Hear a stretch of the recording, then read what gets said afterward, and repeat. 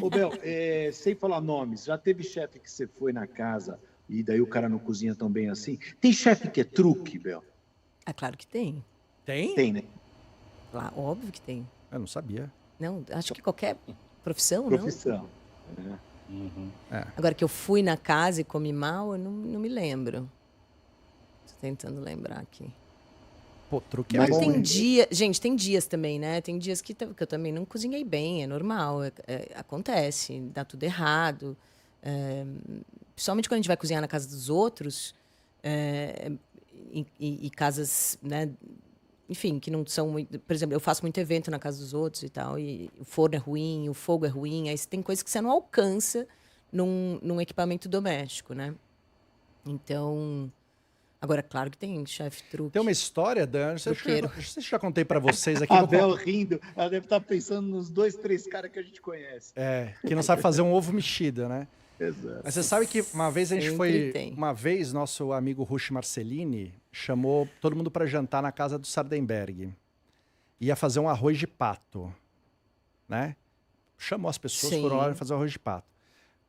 Comemos muito bem. No outro dia, eu encontrei o Rush e fui buscar ele na casa do Jefferson Rueda, que, para surpresa, perguntou se estava bom o arroz de pato que ele fez. Mentira. Entendeu? Maravilhoso. Entendeu? História? Claro. O Jefferson Rueda fez o arroz de pato, o Rush Ele fez levou o mise en arroz de... place, que a Bel estava explicando, né? O Rush pegou a panela, jogou um azeite e deu uma mexida ali no arroz de pato e serviu a gente sem cerimônia. Sem cerimônia. Entendeu? Preciso dizer uma coisa feminista, gente. Uma mulher não faria isso. Não faria isso. Não. Tenho certeza, concordo com você. Agora, ô Bel, Você conseguir segurar no carão, assim, né? Sem medo de ser descoberto, e foi descoberto, maravilhoso. tenho Foi descoberto. certeza que o Rust tem outra versão dessa história. Não, Agora, mas ele pode ter outra versão da história, mas o fato... Não, e ele cozinha bem. Mas o fato em si é que comemos um arroz de pato que não foi ele que fez. Ponto. Isso é indiscutível. Aí como aconteceu, o que foi, a ordem, aí cada um vai contar de um jeito. Mas o assunto é comer um arroz de pato que não foi do Rush. Daqui a pouco ele vai escrever aqui. Eu não lembro quem contou isso. Quem me contou isso foi o Claude Travagro, que eu adoro também, mas ele falou assim, Maravilhoso. vou fazer um teste de cozinha, e o teste era um vinagrete.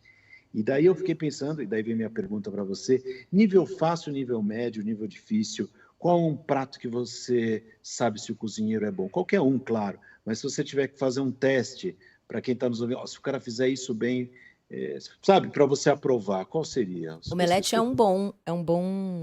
Muitos chefes franceses pedem para fazer um omelete. Mas eu acho que assim, um bom caldo para um cozinheiro profissional é fundamental. Então, um caldo sem sabor não tem condição, assim, sem cuidado, sem... Então, eu acho que pedir para um estagiário, ou sei lá, alguém que você vai contratar fazer um caldo pode ser interessante. Boa. Ô Bel, teu livro é lindo, só para voltar no livro, né, porque eu acabei mudando de assunto, a culpa foi minha. O livro é lindo, né, recebi em casa, eu achei ele super bem editado, super... é bonito, né, e eu acho que uma coisa acaba ajudando a outra, porque tem conteúdo, então você acaba ficando interessado naquele monte de nomes que a gente aqui, como você bem falou, não conhece ainda, e infelizmente. Qual é a armadilha, que existe em, às vezes, o argumento ser mais forte que o sabor, sabe? Eu, às vezes, penso isso. Você vai comer essa castanha porque ela é feita por uma aldeia, por um pessoal... Tem um argumento inquestionável, mas o sabor dela não é tão ruim, mas se bota lá porque tem essa importância cultural. Quais são essas armadilhas? Acontecem muito, né? Imagino. Acho que para alguns produtos, sim, né? Assim como na Europa, né? Em qualquer lugar. E obviamente que tudo depende às vezes do solo, às vezes né, castanha do Pará não estava boa naquela região, né? Enfim. Mas eu sou muito apaixonada pelos ingredientes nativos do Brasil, as frutas, as castanhas, eu realmente acho que tem muita qualidade mesmo. Então, é por isso que também fiz esse trabalho todo. Mas claro que tem um que eu gosto menos, né? Tem ingredientes que eu não piro. Tô até pensando qual aqui. Mas eu sou realmente apaixonada pelos alimentos da nossa biodiversidade. Assim, acho que a gente tem coisas muito maravilhosas e a gente não valoriza. E frutas são Não, é que o Zé, por exemplo, muito ricas. Também lá de cima, né, lá do Norte e Nordeste que está nos ouvindo. Eu, por exemplo, quando fui para Belém, mesmo para Manaus, estava gravando uma novela, Força do Querer. A amplitude de sabores, sei lá, quando eu fui no Banzeiro, vai para dizer um restaurante que também tem em São Paulo. Eu pirei. Eu nem conheço o rapaz, não conheço, eu fui lá e pirei lá. Tudo bem, depois tinha um folclore da formiga, né? A formiga tinha a ver com a Alex Atala, tem toda uma... Pô, você vai comer uma formiga é sempre um auê, né? Sim. Mas a quantidade de sabores que eu não conhecia, Zé, você passou por isso também? Pô, fruta é uma loucura, né? A quantidade de fruta, sorvete. Mas você não se sentiu meio idiota, assim? Você fala, como é que eu não conhecia nada do que é meu país? Esse pouco brasileiro, sabe? É isso, assim. Eu acho que a gente não vê nos mercados, né? E a gente deveria ver esses ingredientes e também para ter uma alimentação mais diversa, né? E não consumir as frutas europeias, as hortaliças europeias. Você falou um pouquinho disso no começo, e só voltando a esse tema de maneira rápida. As coisas não chegam para cá porque ninguém quer, porque ninguém conhece, ou porque não... E, claro, é um pouco de tudo, né? Mas isso está melhorando? Quais são os caminhos que a gente pode estimular para isso acontecer mais? A logística nem sempre é simples, né? Quando a gente está falando de Amazônia, tudo de rio, né? Demora para chegar, às vezes, num centro, em Altamira, né? A gente não está falando de chegar em Belém ou chegar aqui em São Paulo. Então, acho que tem esse entrave de abastecimento mesmo. Mas eu acho que tem muito a ver com a nossa ignorância dos nossos... Pensa em relação à Mata Atlântica, não vamos nem falar de outros biomas. A gente não consome frutas nativas da Mata Atlântica. Isso eu acho muito triste, assim. A gente consome, sim, jabuticabe, mas pitanga, médio também, né? Das Fala nativas. Quais são essas frutas, para quem está nos ouvindo. Grumichama, cabeludinha, uvaia, a fruta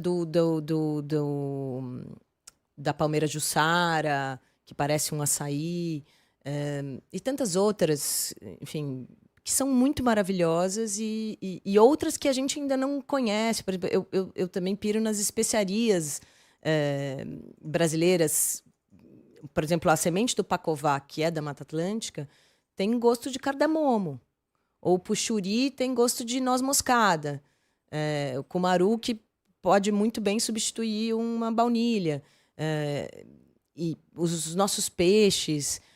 Eu acho que tem muito mais a ver com ignorância mesmo. E com o fato da gente ter esse gosto colonizado. E eu acho que isso contribui para uma identidade ainda meio amorfa, assim, né?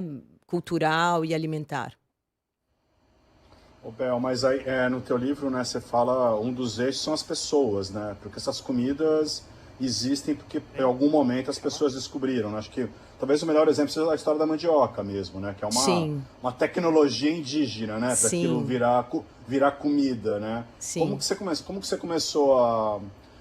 Como você lidou com essa questão das pessoas na expedição, né? Porque uma coisa é você ir atrás do ingrediente, mas entender que tem todo um contexto ali cultural, social, que está relacionado com esse ingrediente, se tornar um ingrediente na história, né? Eu acho que a grande diferença, e nesse sentido até sou grata por ter demorado tanto a realizar esse projeto, a começar, né? Porque na verdade ele vai demorar aí uns 5 anos ainda.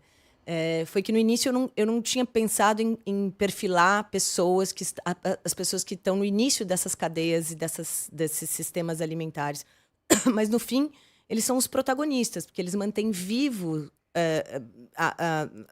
a cultura alimentar de um território. A Marina Elu falou que você levou essas mulheres da Amazônia na COP. Eu levei todas elas. O que também não parece simples, mas não é. Belém é longe para alguns territórios e para outros menos. E é caro. Só que eu queria muito que elas falassem, sob o ponto de vista delas, né?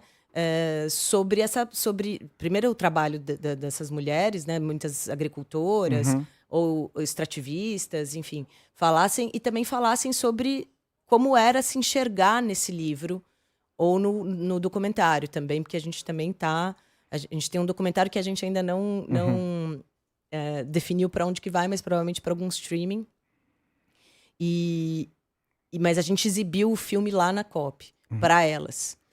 E foi muito emocionante. Primeiro porque elas conheceram as histórias das outras mulheres, que são de territórios completamente diferentes e muito distantes uns dos outros.